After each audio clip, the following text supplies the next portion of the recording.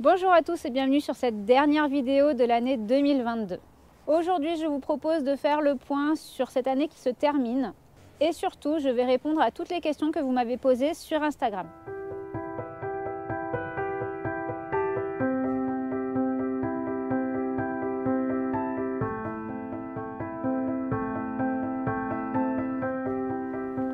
Alors, une question de Romane. Qu'est-ce qui t'a touché le plus cette année ?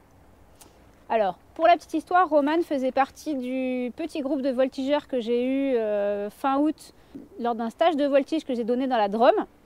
Voilà, elles débutaient en voltige, elles ont passé leur galop 1 et elles ont été très assidues, très sérieuses et elles ont énormément progressé en seulement 4 jours. Donc c'est vrai que cette semaine-là a été particulièrement émouvante et très touchante. Et voilà, on a passé vraiment des très bons moments. Maintenant, dans toute cette année, c'est difficile de faire le point, mais il y a eu beaucoup de bons moments. Et c'est vrai que tout ce que mon métier m'apporte, c'est toujours hyper intéressant. Et parfois, on a des histoires qui sont plus touchantes que d'autres. Et voilà. Après, niveau perso, il s'est passé beaucoup de choses, mais de ce côté-là, je ne vais pas rentrer dans les détails. Ensuite, l'été prochain, vas-tu emmener l'un de tes poneys à la plage ?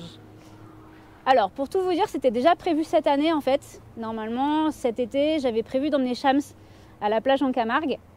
Malheureusement, avec la canicule et tout, et le travail, j'ai pas eu la motivation et le courage de le faire. Voilà, il a fait vraiment beaucoup trop chaud.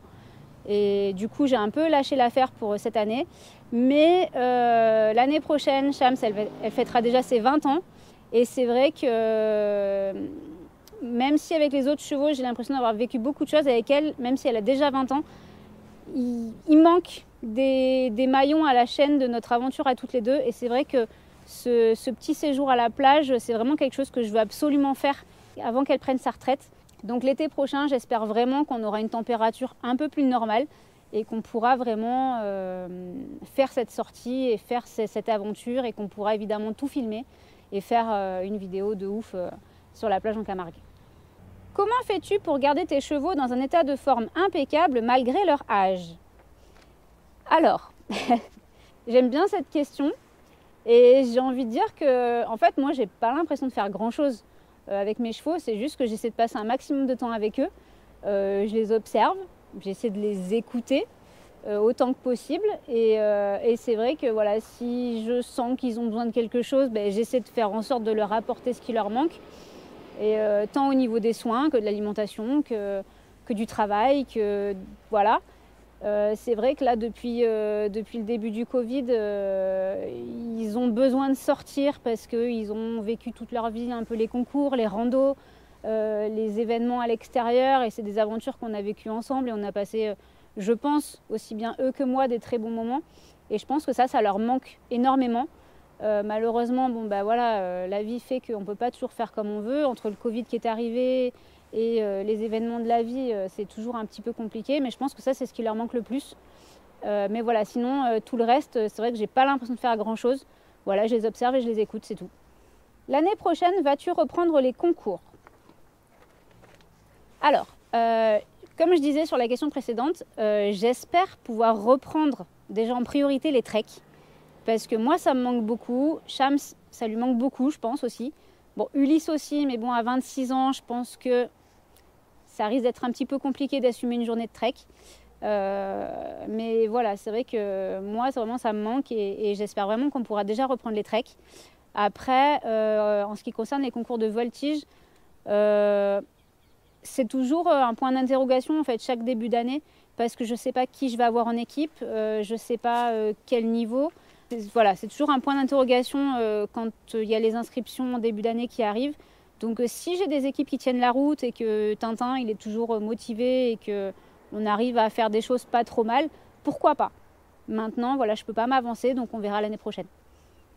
Alors, quel cheval est le plus vieux ? J'imagine que c'est parmi les miens. Donc le plus vieux chez moi, c'est Ulysse, qui fête ses 26 ans, qui vient de fêter ses 26 ans d'ailleurs, il y a quelques jours.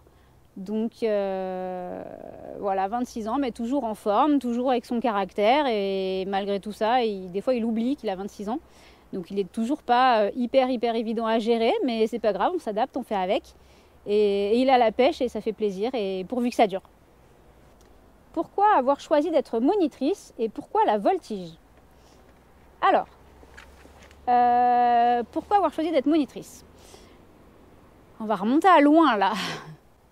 En fait, déjà, il y a un côté transmission qui m'a toujours plu.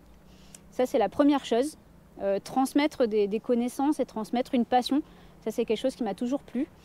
Après, j'ai voulu passer ce diplôme-là au départ en me disant bon, ben, ça servira toujours. Au final, au fur et à mesure de ma formation, quand je suis rentrée chez moi, j'avais Ulysse et Shams que j'avais déjà. Donc mes 2 chevaux qui étaient déjà très polyvalents et jeunes aussi à l'époque.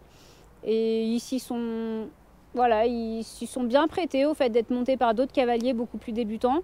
Et on a commencé comme ça petit à petit. Finalement, on a développé l'association, on a développé le club et on s'est pris au jeu. Et ça fait 15 ans maintenant que ça dure. Et c'est très bien. Et ce qui est intéressant aussi, c'est que j'ai passé ce diplôme, mais sans vraiment me dire, sans me dire du tout en fait que je voulais travailler dans un centre équestre. Ça me bottait pas du tout.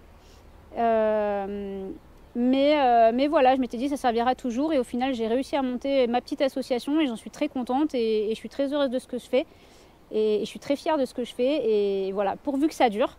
Et ensuite, deuxième question, pourquoi la voltige? Au départ, c'est une discipline que je connaissais pas du tout. Je l'ai découverte pendant que j'étais élève monitrice en fait. Et quand j'ai eu mon diplôme, quand je suis rentrée chez moi avec mes 2 chevaux, je me suis dit pourquoi pas? On avait juste un petit rond de longe à l'époque. Et je me suis dit la voltige dans un rond de longe, ça s'y prête bien. L'avantage de la voltige, c'est qu'on n'a pas besoin de repasser derrière les cavaliers pour remettre les chevaux bien, puisque finalement c'est nous, enseignants, qu'on donne les codes aux chevaux. Donc on n'a pas besoin de repasser derrière pour les remettre aux ordres ou etc. comme dans certains clubs. D'autant que moi, les chevaux que j'utilise pour mes cours en voltige, c'est mes chevaux perso que je sors aussi, ou que je sortais aussi en compétition à l'époque. Donc à chaque fois, il fallait que je repasse derrière en équitation. En voltige, c'est pas le cas. Et voilà. Et puis de fil en aiguille, en fait, on s'est pris au jeu. Il y a eu de la demande et c'est pareil. Et on est très content de ce qu'on a fait et pourvu que ça dure. Faut-il des prérequis pour commencer la voltige? Alors ça, c'est une très bonne question. Non, en fait. La voltige, c'est accessible à tout le monde, que ce soit les petits, les moyens, les grands, les adultes, même les seniors, pourquoi pas. C'est vraiment accessible à tout le monde et on n'a pas du tout besoin d'être cavalier avant d'être voltigeur. Au contraire, c'est vraiment un moyen hyper sécurisant de se mettre à l'équitation. Donc on a des grosses poignées, on a un matériel qui est vraiment adapté, on a le cheval qui est tenu en longe. On apprend à s'équilibrer, on apprend à sentir le cheval. Voilà, c'est tout des choses qui font que pour débuter vraiment en équitation, c'est vraiment une discipline qui est top. Donc aucun prérequis nécessaire, quel que soit l'âge. Et d'ailleurs, je dis pas ça parce que c'est mon métier, mais je vous conseille vraiment, si vous avez l'occasion, de commencer l'équitation d'abord par la voltige, avant d'aller vous lancer sur du dressage ou de l'obstacle ou autre chose. Voilà, la voltige, c'est vraiment un très très bon moyen de démarrer en équitation. Pourquoi pas de continuer après vers faire du niveau plus important, mais voilà, pour débuter, c'est le top, il n'y a rien de mieux. Alors, dernière question, l'ultime question, le prénom du bébé. Alors oui, pour ceux qui ne sont pas encore au courant, la Happy Team va s'agrandir puisqu'un petit bout va arriver d'ici quelques semaines. Alors non, vous n'aurez pas le prénom, puisque même si on l'a déjà choisi, il sera définitif qu'une fois que le bébé sera né.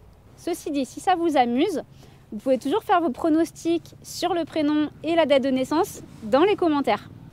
Donc pour conclure cette petite parenthèse, suite à ça, je vous annonce qu'il n'y aura peut-être pas autant de vidéos que d'habitude sur la chaîne les prochains mois à venir, le temps qu'on s'organise, qu'on mette tout en place, ce qu'il faut pour l'arrivée du bébé, le temps de me reposer aussi un petit peu parce que mine de rien c'est fatigant, mais surtout on ne va pas chômer pour autant non plus puisqu'on est en train de vous préparer un énorme projet qu'on espère vraiment sortir avant la fin 2023. J'ai aussi une sacrée liste de vidéos que je note dans mon téléphone au fur et à mesure des idées qui arrivent. Et promis, dès que je peux remonter à cheval, on va vous tourner des trucs d'enfer.